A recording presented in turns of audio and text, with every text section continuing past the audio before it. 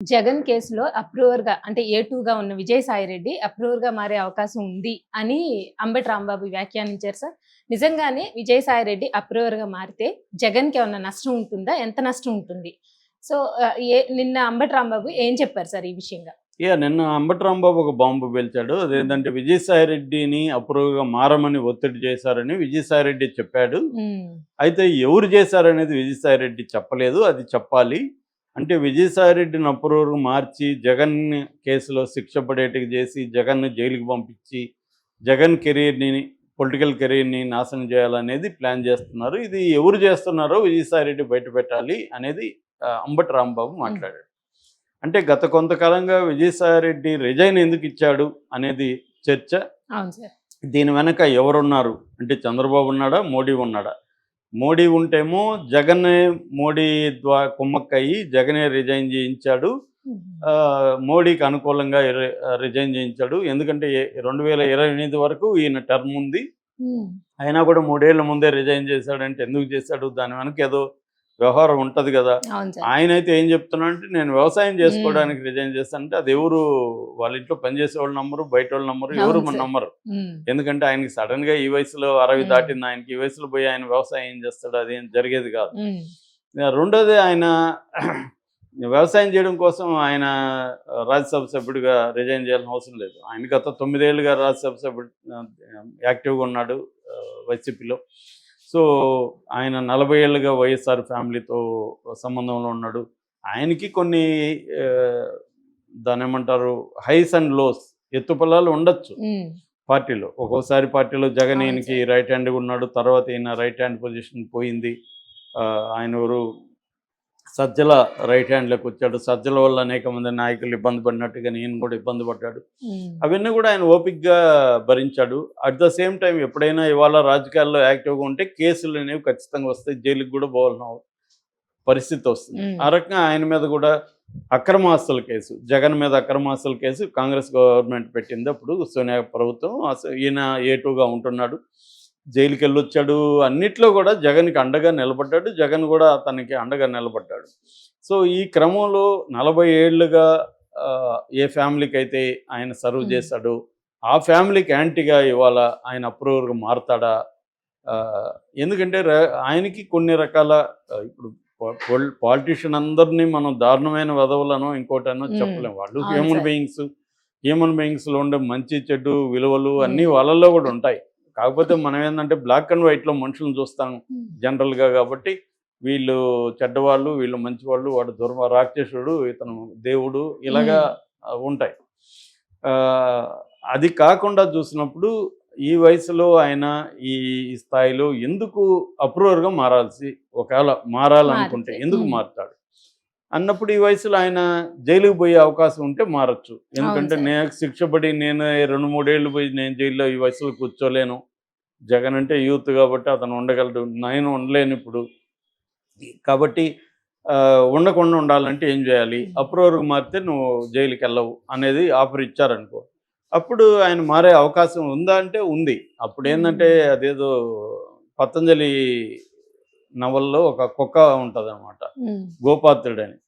దానికి వాళ్ళ యజమాని భోజనం పెట్టడు, కానీ వాళ్ళ యజమానికి ఎనిమి ఉంటాడు, ఆ ఎనిమి భోజనం పెడతాడు.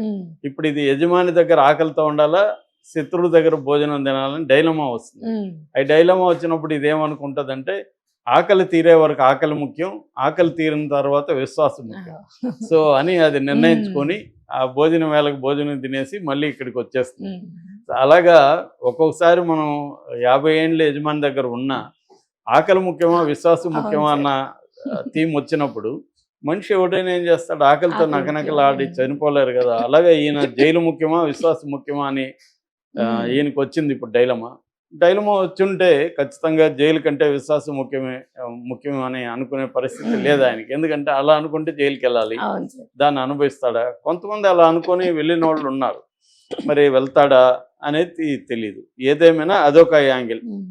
రెండవ యాంగిల్ జగనే పంపించాడని. ఎందుకు జగన్ పంపించాడంటే జగన్ ఆల్రెడీ మోడీతో ఒక ఒప్పందం ఉంది. అదేంటంటే ఈయన ప్లేస్లో బీజేపీ అక్కడికి వస్తారు, రాజ్యసభలో వాళ్ళు తమ మెంబర్లను పెంచుకునే కార్యక్రమంలో బీజేపీ ఉంది.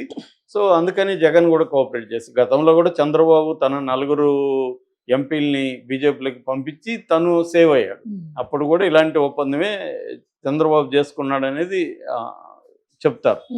అలాగే ఇప్పుడు కూడా జగన్ చేసుకునే పాసిబిలిటీస్ ఉన్నాయి, అదొక యాంగిల్.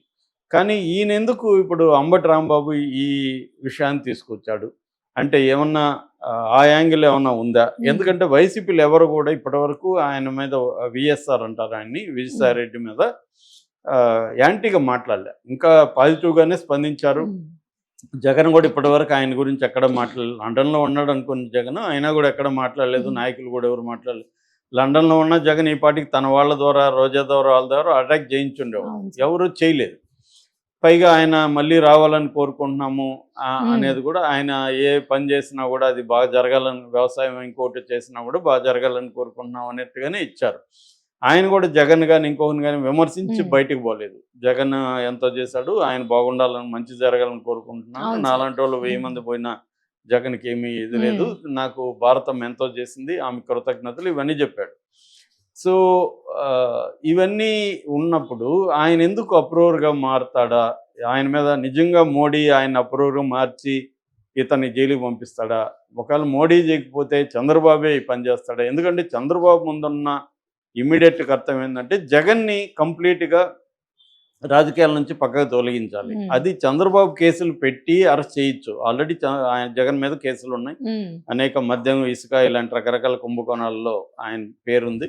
రఘురామకృష్ణరాజు టార్చర్ కేసులు ఏతిరిగా ఉన్నాడు. ఇలాగ చాలా ఉన్నాయి జగన్ మీద. జగన్ని జైల్లో పంపించాలంటే నిమిషాల పని. ఆయన అన్నాడు కూడా చంద్రబాబు, నేను అనుకుంటే గంటలో జైల్లో ఉంటాడు, అది కరెక్టే. కానీ ఎంతకాలం ఉంచగలరు జగన్ని? మహా అంటే 1 నెల, 2 నెలలు, 3 నెలలు ఉంచగలరు, లేదంటే బెయిల్ వచ్చేస్తుంది. జగన్కి డబ్బులు ఉంది, ఆయన సుప్రీంకోర్టు టాప్ అడ్వకేట్లను పెట్టుకోగలడు.